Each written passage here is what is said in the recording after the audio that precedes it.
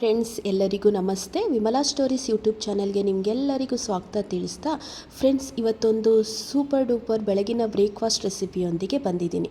Friends, ಇದು Malnad ಸೈಡಿನ recipe, ಓಕೆನಾ. ಇದು ಬಂದು ಮಂಗಳೂರಲ್ಲಿ ಪುಂಡಿ ಅಂತಲೂ ಕರೀತಾರೆ, ಕೊಡಗಿನ ಸೈಡಲ್ಲಿ ಕಡಂಬುಟ್ಟು ಅಂತಲೂ ಕರೀತಾರೆ, ಕಡುಬು ಅಂತಲೂ ಕರೀತಾರೆ, ಮತ್ತು ರೈಸ್ ಬಾಲ್ ಅಂತಲೂ ಕರೀತಾರೆ, ಮತ್ತು ಗಟ್ಟಿ ಅಂತಲೂ ಕರೀತಾರೆ, ಓಕೆನಾ. ನೀವು ಯಾವ ಥರ ಬೇಕಾದರೂ ಕರಿಬೋದು. ಸೊ ಇದು ನಾವು ಕರಿಯುವಂಥದ್ದು ಕಡಂಬುಟ್ಟು, ಓಕೆನಾ. ಇದನ್ನು ನೀವು ಫಿಶ್ ಕರಿಯ ಜೊತೆಗಾದ್ರೂ ತಿನ್ಬೋದು, ಮತ್ತು ಕೋಳಿ ಗಸಿ ಜೊತೆಗಾದ್ರೂ ತಿನ್ಬೋದು, ಎನಿ ನಾನ್ ವೆಜ್ ರೆಸಿಪಿಯೊಂದಿಗೆ ತಿನ್ಬೋದು. ಸೂಪರಾಗಿರುತ್ತೆ. ಇದನ್ನು ಬೆಳಗಿನ ಬ್ರೇಕ್ಫಾಸ್ಟಿಗಾದರೂ ಮಾಡ್ಬೋದು, ಸಾಯಂಕಾಲ ಡಿನ್ನರಿಗಾದರೂ ಮಾಡ್ಬೋದು. ತುಂಬ ಚೆನ್ನಾಗಿರುತ್ತೆ, ಓಕೆನಾ. ಇದು ಹೇಗೆ ಮಾಡೋದಂತ ನೋಡ್ಕೊಬರೋಣ ಅಲ್ಲ ಫ್ರೆಂಡ್ಸ್. ಹಾಗಾದರೆ ನನ್ನ ಚಾನಲ್ಗೆ ಇನ್ನು ಯಾರೆಲ್ಲ ಸಬ್ಸ್ಕ್ರೈಬರ್ ಆಗಿಲ್ಲ ಅಂದರೆ ದಯವಿಟ್ಟು ಸಬ್ಸ್ಕ್ರೈಬರ್ ಆಗಿ ಅಂತ ತಿಳಿಸ್ತಾ ವಿಡಿಯೋನ ಎಲ್ಲೂ ಸ್ಕಿಪ್ ಮಾಡದೆ ಕೊನೆವರೆಗೂ ನೋಡಿ ಅಂತ ಕೇಳ್ಕೊತೀನಿ. ಹಾಗಾದರೆ ಹೇಗೆ ಮಾಡೋದಂತ ನೋಡ್ಕೊಬರೋಣ ಅಲ್ಲ. ಹೀಗೆ ಗ್ಯಾಸ್ ಆನ್ ಮಾಡ್ತಾ ಚಿಕ್ಕದೊಂದು ಪಾತ್ರೆ ಇಟ್ಟಿದ್ದೀನಿ. ಇದಕ್ಕೆ 4 ಕಪ್ ಅಳತೆ ಆಗೋಷ್ಟು ನೀರು ಹಾಕ್ಕೊತಾ ಇದ್ದೀನಿ, ಓಕೆನಾ. ನೀರು ಹಾಕಿ ಒಂದು ಸ್ವಲ್ಪ ಕುದಿಲಿಕ್ಕೆ ಬಿಡೋಣ. ಸೊ ತುಂಬ ಕುದಿಯೋದೇನು ಬೇಡ, ಒಂದು ನೀರು ಕುಡಿಯೋಷ್ಟು ಕುದಿದ್ರೆ ಸಾಕು. ಇದು ನೀರು ಬಿಸಿ ಆದಮೇಲೆ ನಾನಿಲ್ಲಿ 1 ಕಪ್ ಅಳತೆ ಆಗೋಷ್ಟು ನೀರನ್ನ ತಗೊತಾ ಇದ್ದೀನಿ. ಒಂದು ಕಪ್ ಅಳತೆಲಿ ಏನಿದೆ ಬಿಸಿನೀರನ್ನ ತೆಗೆದಿಟ್ಕೊತಾ ಇದ್ದೀನಿ. ನಂತರ ಅದು ಚೆನ್ನಾಗಿ ಮರಳೋ ಹಾಗೆ ಮಾಡ್ಕೊಳ್ಳೋಣ. ನೀರು ಚೆನ್ನಾಗಿ ಕೊದಿ ಬರಬೇಕು. ನೀರು ಚೆನ್ನಾಗಿ ಕೊದಿ ಬಂದಮೇಲೆ ಇಲ್ಲಿ ಒಂದು ಅರ್ಧ ಟೀ ಸ್ಪೂನ್ ಆಗೋಷ್ಟು ಉಪ್ಪು ಮತ್ತು ಒಂದು ಅರ್ಧ ಟೀ ಸ್ಪೂನ್ ಆಗೋಷ್ಟು ತೆಂಗಿನೆಣ್ಣೆ, ಕೊಬ್ಬರಿ ಎಣ್ಣೆ ತೊಗೊಂಡಿದ್ದೀನಿ. ಇಲ್ಲಿ ಹಾಕ್ಕೊಂಡು ಚೆನ್ನಾಗಿ ಮಿಕ್ಸ್ ಮಾಡ್ಕೊಳ್ಳೋಣ.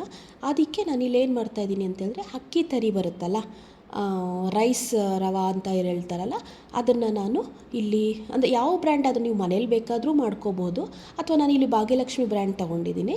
ಸೊ ಇದನ್ನು ಇಲ್ಲಿ 2 ಕಪ್ ಆಗೋಷ್ಟು ಈ ಮರಳುತ್ತಾ ಇರೋ ನೀರಿಗೆ ಹಾಕ್ಕೊತಾ ಇದ್ದೀನಿ. 1 ಕಪ್ ಹಾಕ್ತೆ. ಇದರಲ್ಲಿ ಇದು ಗ್ಯಾಸ್ನ ಲೋ ಫ್ಲೇಮ್ ಮಾಡ್ಕೊಬಿಡಿ, ಜಾಸ್ತಿ ಹೈ ಫ್ಲೇಮ್ ಬೇಡ. ಮರಳುತ್ತಾ ಇರೋ ನೀರಿಗೆ 1 ಕಪ್ ಹಾಕ್ಕೊಂಡು ಮತ್ತೊಂದು ಕಪ್ ಹಾಕ್ಕೊತಾ ಇದ್ದೀನಿ, ಓಕೆನಾ. ನೋಡಿ, ಅದು ಅರ್ಧದಷ್ಟು ಮುಳುಗೋ ಥರ, ಮೇಲ್ಗಡೆ ಮುಳುಗೋ ಥರ ಇರುತ್ತೆ. ಇದು ಕರೆಕ್ಟಾಗಿ ಆಗುತ್ತೆ. ಸೊ ಇದನ್ನೆಲ್ಲ ಹಾಕ್ಬಿಟ್ಟು ಚೆನ್ನಾಗಿ ಒಂದು ಮಿಕ್ಸ್ ಕೊಡಿ ಸಾಕು. ಇದನ್ನು ತಿರುಗಿಸಿ ನೋಡಿ, ಒಂದು ಗಟ್ಟಿ ಹಂತಕ್ಕೆ ಬರುತ್ತೆ.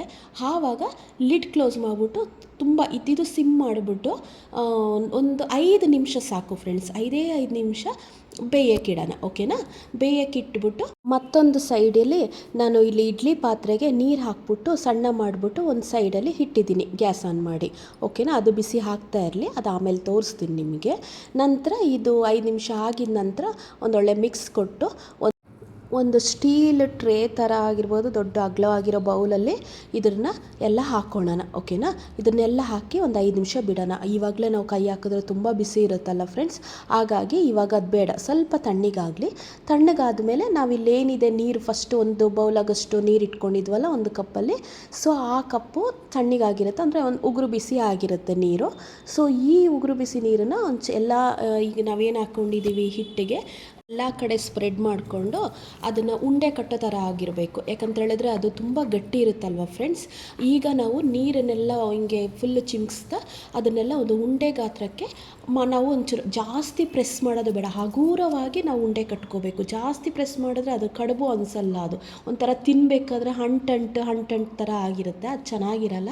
ಹಗುರವಾಗಿ ಒಂದು ಉಂಡೆ ಕಟ್ಕೊಳ್ಳಿ. ನಾವು ರೊಟ್ಟಿಗೆಲ್ಲ ಹೇಗೆ ಮಾಡ್ಕೊಂಡಿರ್ತೀವಿ ಹಾಗೆ, ನಾವು ಗೋಧಿ ಹಸಿ ಚಪಾತಿಗೆಲ್ಲ ಮಾಡಿಟ್ಕೊತೀವಲ್ಲ ಅದೇ ಥರ ಒಂದು ಉಂಡೆ ಮಾಡಿಟ್ಕೊಳ್ಳಿ, ಓಕೆನಾ. ಇದನ್ನು ಮಾಡಿಕೊಂಡು ಒಂದು 2 ಭಾಗ ಮಾಡ್ಕೊಳ್ಳೋಣ, ಓಕೆನಾ. 2 ಭಾಗ ಮಾಡಿಕೊಂಡು ನಾವು ಇದನ್ನು ಒಂದೊಂದೇ ಉಂಡೆ ಒಂದು ಉಂಡೆ ಕಟ್ಟಬೇಕಾದ್ರೂ ನೀರು ತಗೊಂಡು ಕೈಗೆ ನೀರು ಒದ್ದೆ ಮಾಡಿಕೊಂಡು ಇದನ್ನು ಉಂಡೆ ಕಟ್ಕೊಳ್ಳೋಣ. ನೀವು ನೀರಾದರೂ ತೊಗೋಬೋದು, ಇಲ್ಲಿ ತೆಂಗಿನ ಎಣ್ಣೆ ಆದರೂ ತೊಗೋಬೋದು, ಓಕೆನಾ. ನಾನಿಲ್ಲಿ ನೀರಲ್ಲೇ ಹಾಕ್ಕೊಂಡಿದ್ದೀನಿ. ಜಾಸ್ತಿ ತೆಂಗಿನ ಎಣ್ಣೆ ಹಾಕಿದ್ರೆ ಫ್ರೆಂಡ್ಸ್ ಅದೇ ಸ್ಮೆಲ್ ಬರುತ್ತೆ, ಬೇಡ. ನಾವು ಆಲ್ರೆಡಿ ನೀರು ಕೊದಿಬೇಕಾದ್ರೆ ನೀರಿಗೆ ಫಸ್ಟೇ ಹಾಕಿರ್ತೀವಲ್ಲ, ಅಷ್ಟಾದರೆ ಸಾಕಾಗುತ್ತೆ.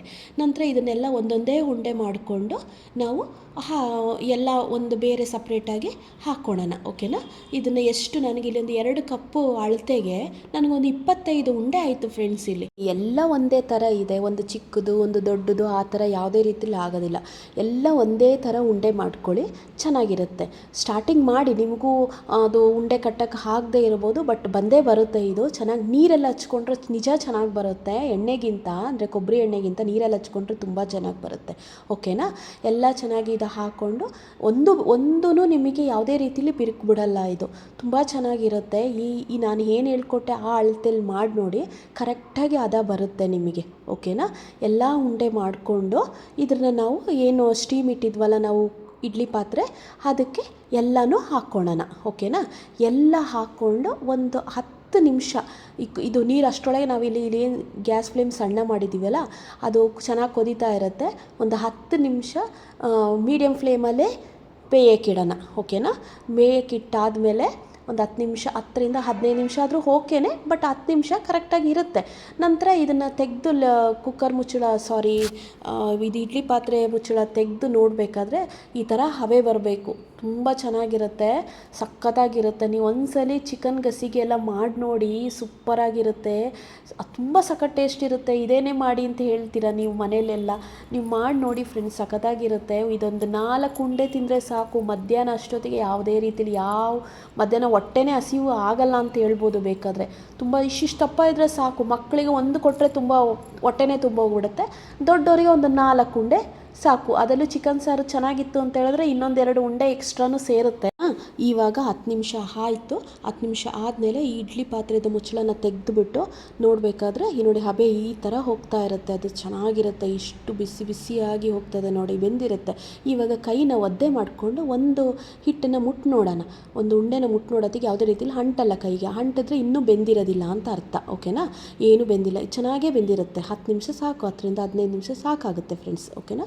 ಇವಾಗ ಇದನ್ನು ನೋಡಿ ಸರ್ವ್ ಮಾಡಿಬಿಟ್ಟು ತೋರಿಸ್ತಾ ಇದ್ದೀನಿ. ಒಂದೊಂದೇ ತುಂಬ ಬಿಸಿ ಇರುತ್ತೆ, ಹುಷಾರಾಗಿ ತೆಗೀರಿ. ನನಗಿಲ್ಲಿ ಅಭ್ಯಾಸ ಆಗಿದೆ ಬಿಸಿ ಬಿಸಿ ತೆಗೆದು, ಸೊ ನಾನು ಹಾಗಾಗಿ ಕೈಯಲ್ಲೇ ತೆಗಿತಾ ಇದ್ದೀನಿ. ನೋಡಿ, ಇಲ್ಲಿ ಒಂದು ಉಂಡೆನ ನಾನು ಮುರಿದುಬಿಟ್ಟು ತೋರಿಸ್ತಾ ಇದ್ದೀನಿ. ಯಾವುದೇ ರೀತಿಲಿ ಒಳಗೆ ನೀರಿನ ಅಂಶ ಇಲ್ಲ, ಚೆನ್ನಾಗಿ ಗಟ್ಟಿಯಾಗಿ ಚೆನ್ನಾಗಿ ಬೆಂದಿದೆ. ಇವತ್ತು ಮಾಡಿರೋ ರೆಸಿಪಿ ನಿಮಗೆಲ್ಲರಿಗೂ ಇಷ್ಟ ಆದರೆ ಒಂದು ಲೈಕ್ ಕೊಟ್ಟು ಶೇರ್ ಮಾಡಿ ಅಂತ ಕೇಳ್ತಾ ಮತ್ತೊಂದು ರೆಸಿಪಿಯೊಂದಿಗೆ ಬರ್ತೀನಿ. Thank you.